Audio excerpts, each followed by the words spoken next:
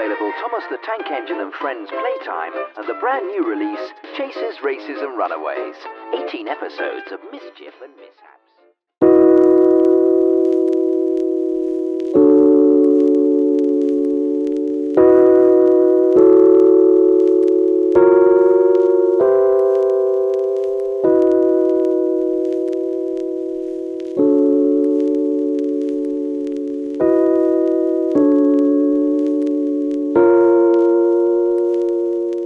So, not too long ago, a tweet by a One Fun Bus asked the Thomas and Friends fandom on their favourite DVD or VHS. Many fans had their thoughts and opinions on whatever they believed to be the superior Thomas home media experience. I, like other UK fans no doubt, chose the 1997 VHS, Chases, Races and Runaways. Man oh man, do I have a lot of memories with this tape. It was without a doubt the Thomas VHS that I watched the most as a kid, out of all of my once huge collection of Thomas and Friends tapes and DVDs, of which I am slowly building back up again. It's not like I never watched any of the other tapes. In fact, I can't even tell you the amount of times I've watched The Deputation and other stories in particular. But Chases, Races and Runaways was just an entirely different beast altogether. It wasn't just the episodes from a series in their airing order, it was a variety of episodes from series 1 to 4. It was the only time I ever owned an ensemble VHS, so it stuck out in my mind the most out of all the others. And as the title suggests, there were plenty of chases, races and runaways to be found, making it an exciting and engaging experience, but nothing that scared me. That was Series 5's job. But I always wondered, beyond the exciting incidents, beyond the variety of episodes at its disposal, beyond the nostalgia, was there anything else that made it stand out? And only recently did it finally hit me as to why. So today, thanks to the archive I was able to access online to watch it for this video, I want to tell you guys what makes Chases, Races and Runaways so awesome. A VHS tape not only ideal for long-time fans, but for new audiences. Something that you can show someone who has never watched Thomas the Tank Engine before and maybe doesn't see the appeal, and by the end, they'll understand why this show has lasted as long as it has and why we love it. Ladies and gents, this is why I believe Chases, Races and Runways is the peak Thomas the Tank Engine experience.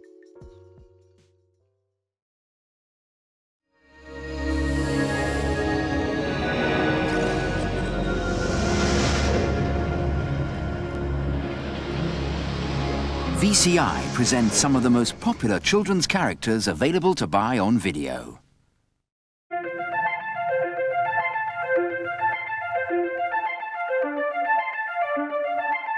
If you were to show a story-driven episode of the show to audiences nowadays, let's say Thomas Goes Fishing, The Deputation, All at Sea, or You Can't Win, compared to other high-energy kid shows of today's market, they might argue that these episodes are boring.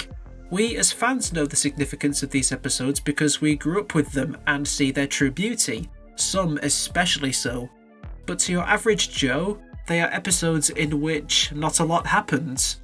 They might assume that the entire show is like this and not consider watching any others. Here, however, what we have is a collection of episodes where there is always something happening. The engines are always on the go, there's never a dull moment. The action drives the story rather than just the characters talking. Whether it's James becoming a runaway train as a result of not paying attention when he should have done, Thomas testing the boundaries of the mineshaft by passing a safety notice, with disastrous results.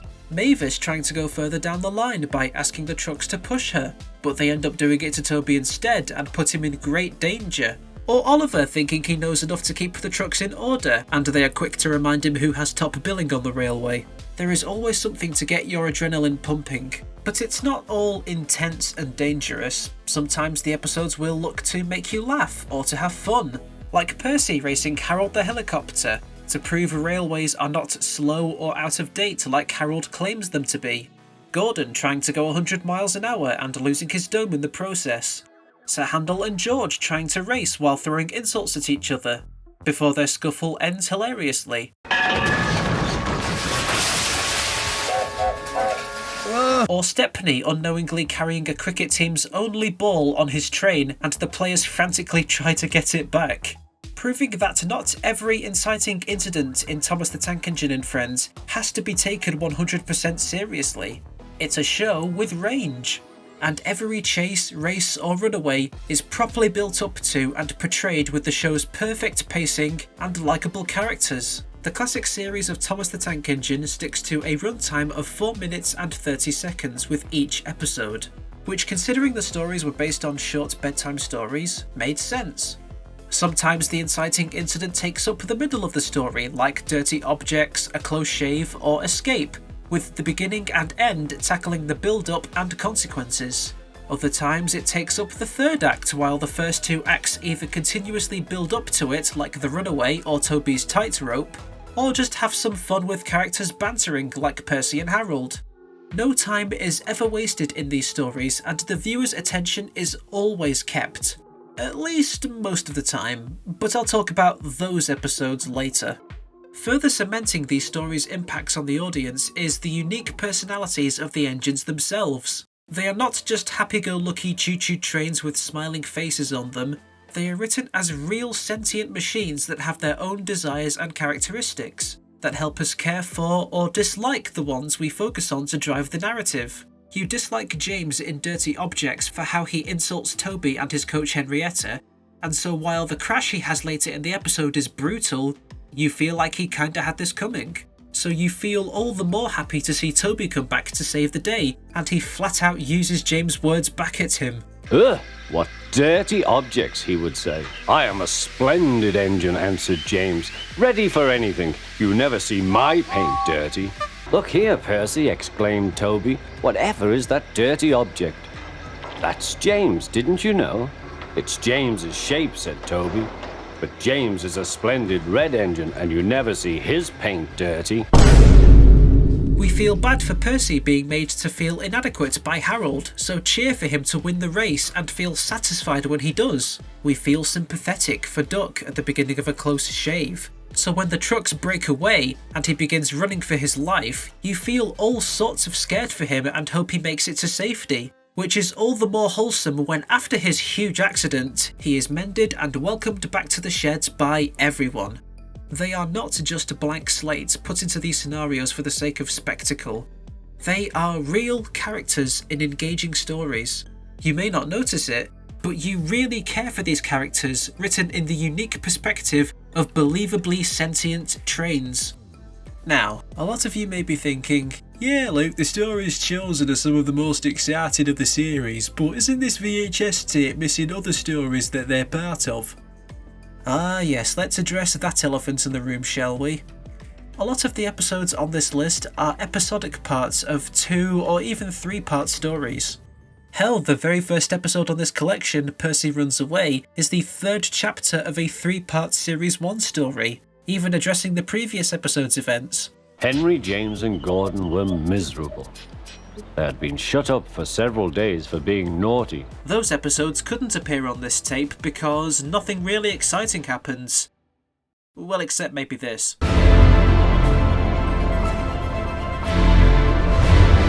Then you get to Down the Mine, referencing Off the Rails. Not long ago he had fallen into a dirty ditch. Which is also not on this tape, even though a still of the episode is featured on the tape, weirdly. And that issue applies to other episodes on the tape. It was such an insult to be reminded of the time a bootlace had been used to mend a hole in his coaches. Diesel has been telling lies about me and made the Fat Controller and all the engines think I'm horrid. Mavis was still remembering the trouble she'd had with trucks. It does the same to Trevor, replied Edward. He was being sent to the scrapyard, but the vicar and I saved him. Brake Van ends on a cliffhanger that's never followed up on, because the deputation is not on this tape. The Fat Controller was making up his mind about something. But that's another story.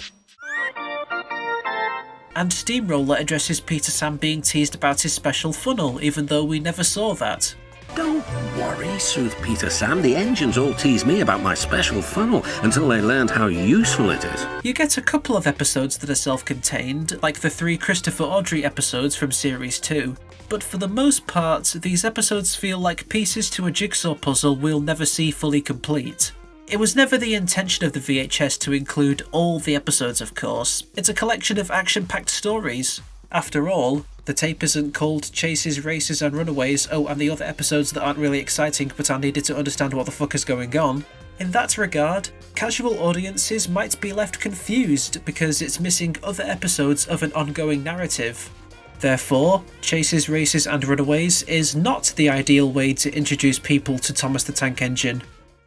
Or is it? While the missing episodes do create a lack of context when we are just thrown into these different scenarios with new characters and plot points, with no build-up, I still think they can benefit new audiences to the show for two reasons.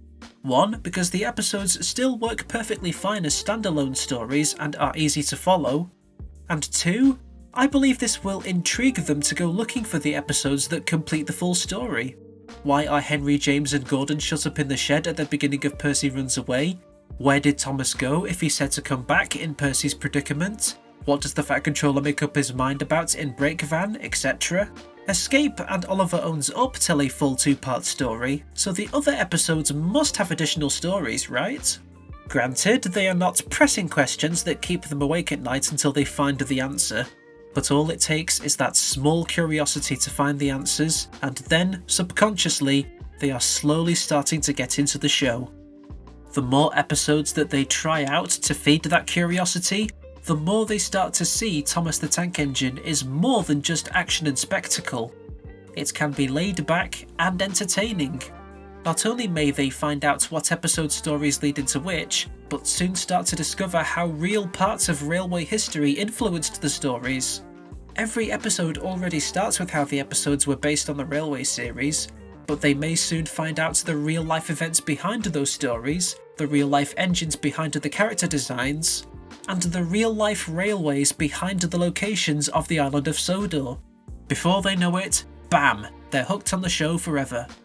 Or they just ignore it and go about the rest of their day, I don't know. Either way, it's just the right method of demonstrating how much the show can do and how much more there is if they're curious enough to look for the rest of it. A sizzle reel to the classic series, if you will. Not just with its stories and characters either, but with a production design that is stunning to both the eyes and the ears.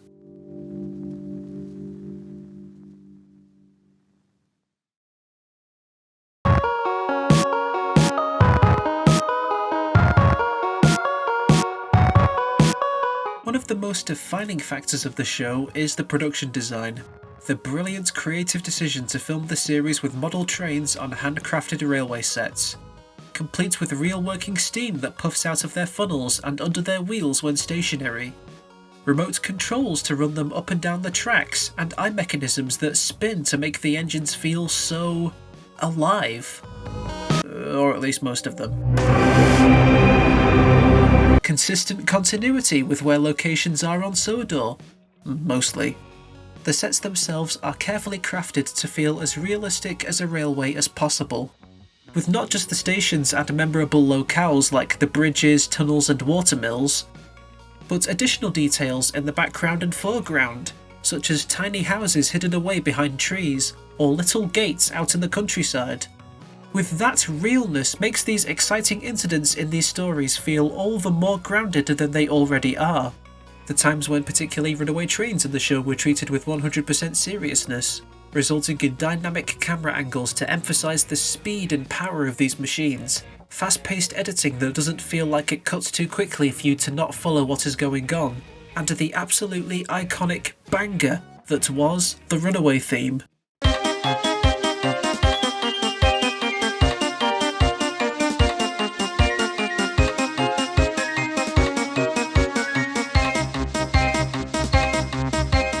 I know I'm basically repeating myself from my series reviews, but it can't go understated just how effective these parts of the show are, on top of the simply iconic narration of Ringo Starr and Michelangelos throughout these adventures. The tape consists of mostly Series 2 episodes, so we mostly hear Ringo's voice throughout the tape, but it far from overshadows Michael's narration. Both give great performances across the board no matter the episode, in my opinion that is. groaned Gordon. Get out of my way! Stop! Stop! Cried Toby. His driver fought for control.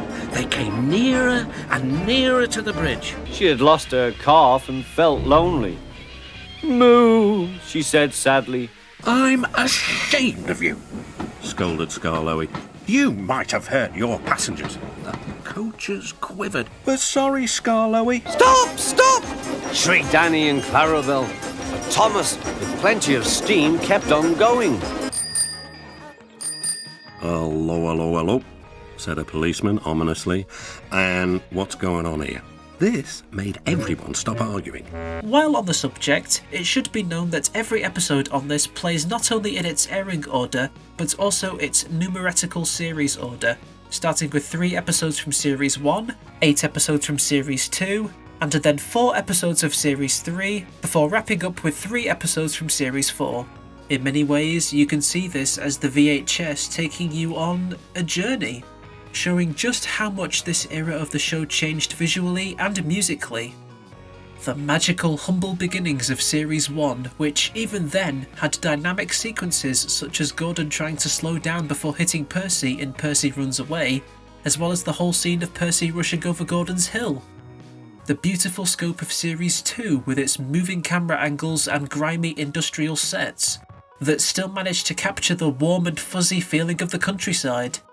The vibrant, larger-than-life scale that is Series 3, with the absolutely stunning cinematography and colours that are a joy to the eyes.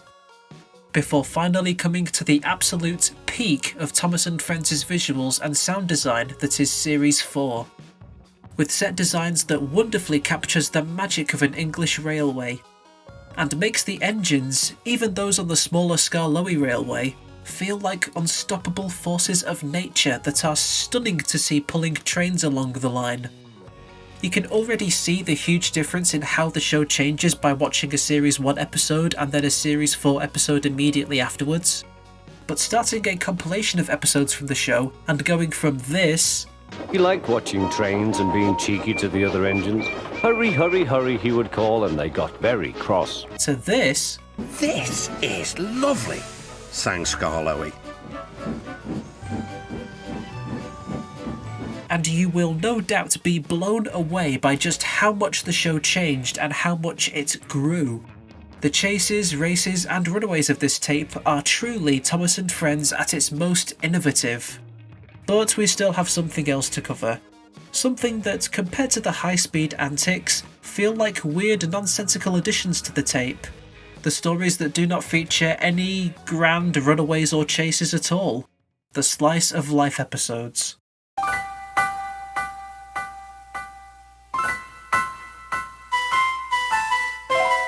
In a compilation of the series' most thrilling episodes, there are a few episodes that have much tamer accidents or are just slower paced in general.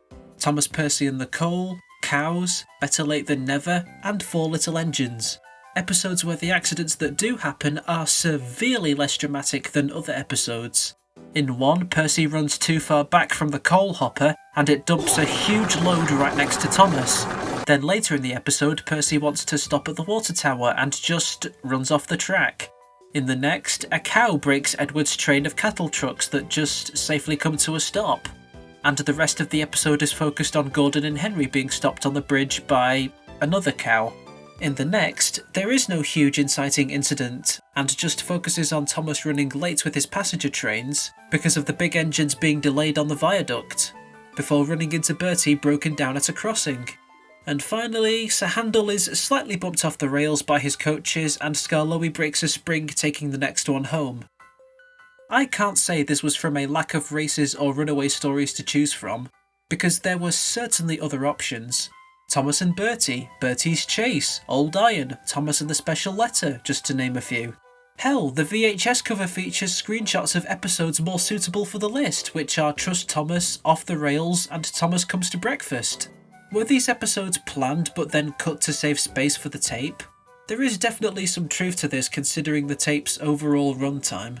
Combining the length of the episodes with their opening and closing themes, and the promos for the other VHS tapes and the VCI logos, the tape reaches a runtime of 105 minutes, or an hour and 45 minutes. And while the front cover does promote this tape having over 100 minutes of content, that extra 5 minutes is just one other episode, which, while accurate, does seem pretty fucking cheeky for the sellers to do that. Like, oh yeah, this tape has well over 100 minutes by one extra episode, but you'll never know that, unless you read the back. All of that aside, having not so eventful stories on this tape does what I believe to be something unique. Something that well and truly transforms Chases, Races and Runaways into the best introduction to Thomas as a whole. And that is easing people into the true purpose of the show. Thomas the Tank Engine and Friends was made, as we know, to adapt the stories of the Railway series written by the Reverend Wilbert Awdry and continued by Christopher, his son. While written for all ages, they began as bedtime stories that Wilbert would read to Christopher when he was in bed with measles. There was rarely ever a moment where they tried to be exciting or blood-pumping, because otherwise, how else would children get to sleep? The books were simplistic in concept, based around a world of talking trains, but they always created a sense of dignity and never talked down to their audience, slowly drawing their audiences in to become fans of trains themselves, with real railway practices and stories based on real events. A deep lore that continued from book to book with ongoing character arcs, and an ever-expanding railway with a detailed map, and documented history to match with real-life events, such as the coronation of Queen Elizabeth II or the dieselisation of British railways, combined with the incredible illustrations that could be gazed at for hours and have several little details to make the world feel as real as possible. The Railway series was, and still is at its core, a book series of calm, intelligent beauty that read and felt so real. When it came to the eventual adaptation show, the first 4 series, and to a lesser extent Series 5, perfectly captured that same energy and intelligence. It stood out from every other kids show of that time that was just trying to be the flashiest thing ever, and be loud and fast-paced for the sake of being fast-paced.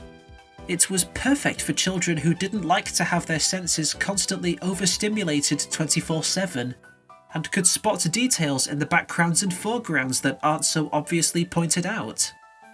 However, because high-energy shows like He-Man or Power Rangers dominated kids' television back in the day, on top of the presence of movie franchises like Star Wars, Thomas the Tank Engine seems a little hard to introduce to those bigger audiences of high-energy kids.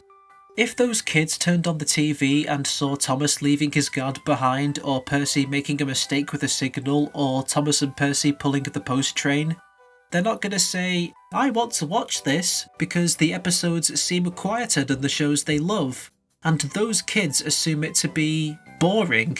How can Thomas the Tank Engine capture the attention of kids who aren't going to watch something unless it's bright, loud, and always in your face with its story and characters? Is it even possible? The answer is yes, all thanks to this very special VHS tape. This isn't just another collection of episodes in their series chronological order. It was an ensemble tape of all the times the show dared to be action-packed without ever straying too far away from its dignified roots. Episodes that were full of tension. The driver braked hard. Toby stopped, still on the rails, but with his wheels treading the tightrope over the abyss. Humour. You swank around with your steamroller wheels pretending you're as good as me. Actually, retorted Sir Handel, I'm better. Goodbye. And exciting races. And sprinkled in with those episodes are those filled with slower pacing and calm, comfy visuals. The 2 defining examples I want to focus on are Better Late Than Never and 4 Little Engines. Let's start with Better Late Than Never. Now, if you're new to this channel, way back in the day, my content was different. And the very first Thomas video I ever made, which is now the only surviving video from my early years that hasn't been moved onto my archive channel, is one where I speak in defence of Better Late Than Never. My pits are sweaty. Please don't watch it. To summarise, I said that Better Late Than Never was my first time I ever learned to stop and look at the set design. During the opening shots of Edward and Henry, my two favourite characters in the series, crossing the viaduct. The upbeat but very calming synth score by Mike and Jr., Ringo Starr's cool and chilled out narration, and the simple sound effects of the engines slowly crossing the bridge as it's under repairs.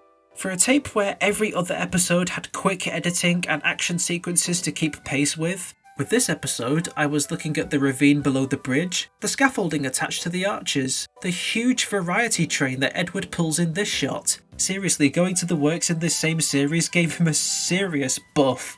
I'll never understand why they put this episode on Chases, Races and Runaways. Maybe it's just because of this line referencing Thomas and Bertie's race in Series 1? It's time we had another race. I reckon I could beat you now. But who knows? I'm not going to argue this was intentional, because it wasn't, but its mere presence on this tape in the first place, being the placeholder between a close shave and brake van, allows for a moment for the excitement levels to ease down, kick back and relax. The calm before the rest of the exciting storm, if you will. Four Little Engines. An episode that technically has an inciting incident with Sir Handel getting knocked off the rails by his own coaches. He's bumped us, screamed the coaches. Let's pay him out. But then it's over in a matter of seconds and not the main focus of the episode. This episode is very heavy on the landscape shots and the quieter moments Series 4 is best known for. A quiet but still very important story as we see Skarloey coming out of his resting in the shed to pull a passenger train. One that severely damages him on his journey, but he still pulls through and gets his passengers back to catch their own train on time. It's a triumphant moment for the character with the sweetest ending. Old engines can't pull trains like the young ones can. They can if they're mended, Old Faithful, smiled his driver. And that's what's going to happen to you. You deserve it. Again, it momentarily cuts away from every other exciting episode to deliver a well and truly wholesome character-driven story with absolutely drop-dead, gorgeous visuals to match. Chases, Races and Runaways is not just a demo reel showcasing bombastic episodes of the show, before the series with the most bombastic episodes of the show.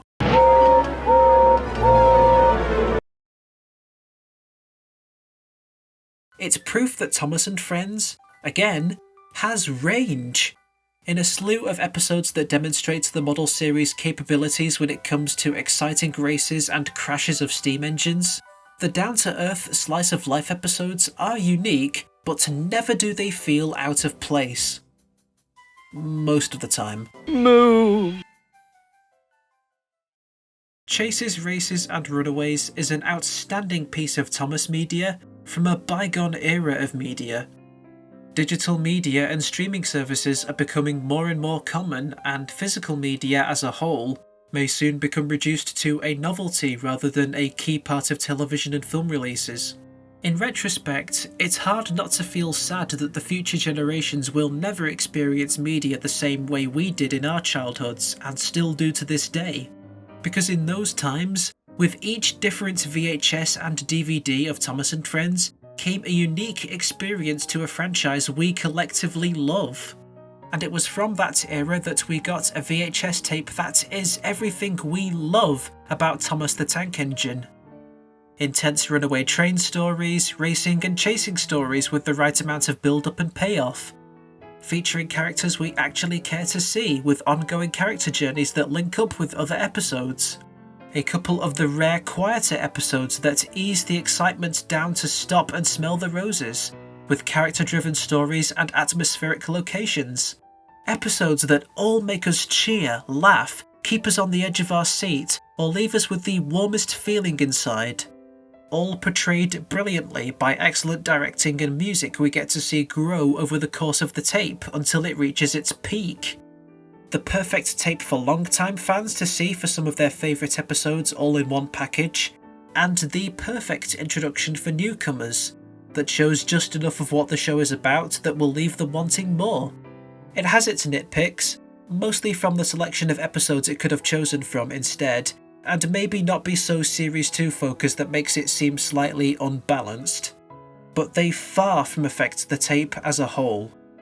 A wonderful memory from our childhoods and a peek into a bygone era full of charm and creativity, Chases, Races and Runaways is, without a shadow of a doubt, the peak Thomas the Tank Engine experience, and so holds a special place in the franchise unlike any other Thomas media experience before or since. One of these days I will own a physical copy of this tape again. It's certainly not hard to find as it is a very common tape, and I don't quite fancy being stuck with this helpful but still very blurry internet archive. And when I do get this tape, I absolutely cannot wait to relive a key part of Thomas's history and my childhood all over again.